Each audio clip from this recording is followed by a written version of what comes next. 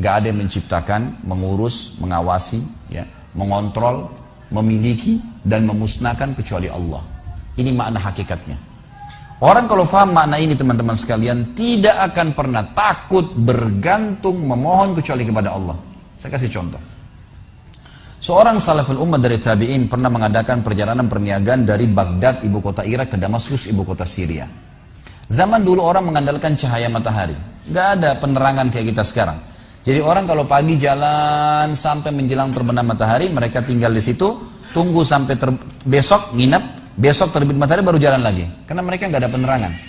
Orang ini kebetulan sebelum tiba di Damaskus, pas waktu maghrib, dia tiba di sebuah hutan.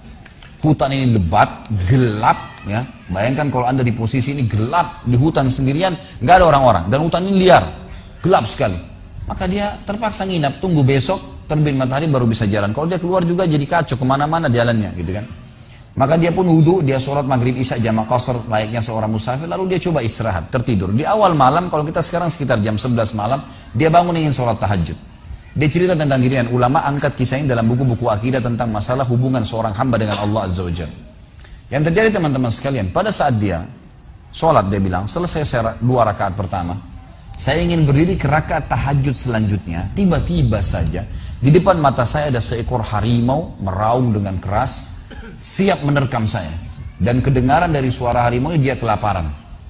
Saya waktu itu berpikir, kalau saya lari, pasti saya bisa ditangkap oleh harimau ini. Dia lebih cepat, lebih kuat, gitu kan? Dan matanya lebih tajam. Apalagi ini lokasi memang tempat dia hidup.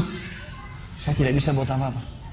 Maka dia bilang tiba-tiba saya teringat dengan Tuhan Allah Azza wa Jalla. Lalu saya berkata pada harimau tersebut. Dia berkata, wahai harimau, kalau seandainya Allah yang telah menciptakan kamu dan saya, ya, mengutusmu untuk memakanku, aku tidak akan melawan.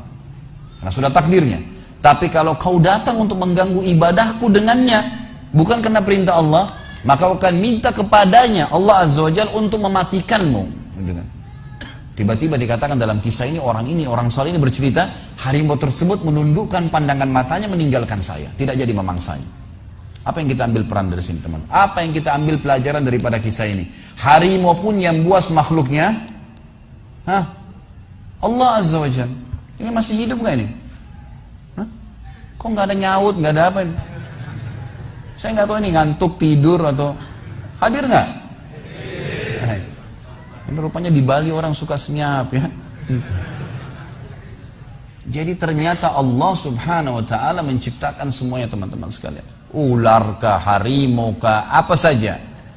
Salah satu kebahagiaan seorang mukmin yang kenal Tuhannya adalah tidak akan pernah takut kepada raja zalim, kepada pasukan yang 10.000, 1 juta. Apa saja tidak akan pernah dia takutin, karena tidak akan mati kecuali ajalnya datang, gitu kan?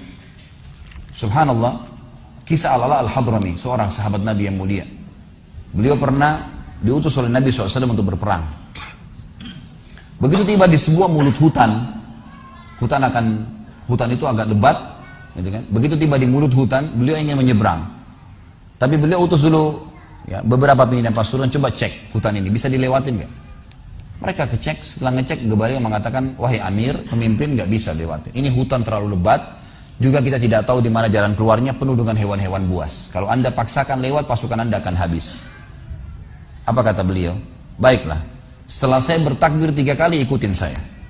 Maka beliau pun mendekatkan kudanya lalu berkata, berteriak dengan suara keras, wahai semua yang ada di dalam hutan ini, yang mendengarkan suara saya atau tidak mendengarkan suara saya, kalian tahu kami siapa? Kami adalah utusan Rasulullah SAW berperang di jalan Allah. Maka mudahkanlah jalan kami untuk keluar dari hutan ini. Dalam riwayat ini dikatakan dan yang disaksikan oleh para sahabat, hewan-hewan yang biasa saling memangsa, kayak harimau sama rusa, gitu kan, serigala sama kelinci, semuanya bersebelahan, saling bersatu, berdempetan untuk menunjukkan jalan keluar pasukan mujahidin, sampai mereka keluar tidak digigit 1 orang pun. Kekuatan keyakinan kepada Allah Azza wa Jalla ini luar biasa. Kisah yang unik yang lain adalah surat Umar bin Khattab kepada sungai Nil. Pernah Amr bin As radhiyallahu anhu, sahabatnya waktu masuk ke Mesir, begitu beliau dinobatkan jadi gubernur, baru minggu pertama, baru pekan pertama, tiba-tiba air sungai Nil, air sungai hilang, habis. Ini bukan musim kemarau ini, habis, hilang tiba-tiba. Lalu Amr bin As panggil pimpinan-pimpinan orang suku Kipti, orang asli Mesir datang semua. Yang sudah masuk Islam tentunya. Ditanya oleh Amr bin As, apa yang terjadi di Sungai Nil kok bisa begini? Dia bilang, wahai Amir, wahai gubernur, ini sudah sering terjadi begini. Ini setiap tahun begini. Lalu kata Amr bin As, apa yang kalian lakukan?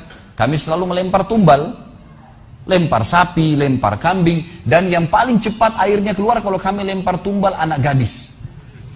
Dari mulut Sungai Nil dilempar ke bawah, diikat, begitu jatuh, kebentur kepalanya, keluar darah. Begitu netes darah langsung keluar air. Kata Amr bin As, demi Allah ini nggak ada dalam Islam. Dari mana ini? Saya akan tulis surat kepada Amir bin Umar bin Khattab. Kirim surat.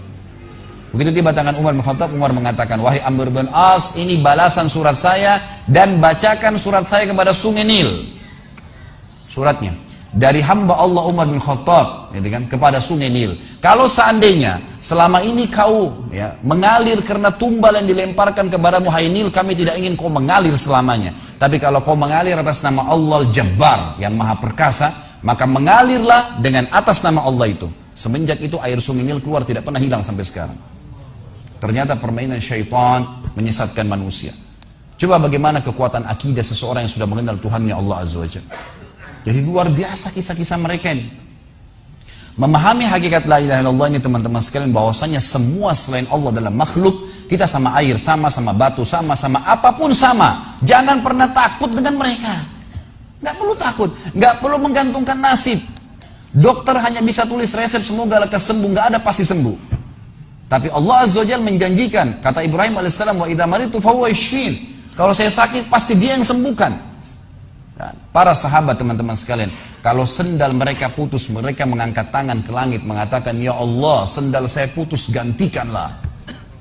Lihat bagaimana kekuatan keyakinannya kepada Allah Azza wa Jalla. Yakin Allah itu memang ada di langit sana. Allah itu Sami', maha mendengar, Basir, maha melihat, Alim, maha mengetahui dan segalanya.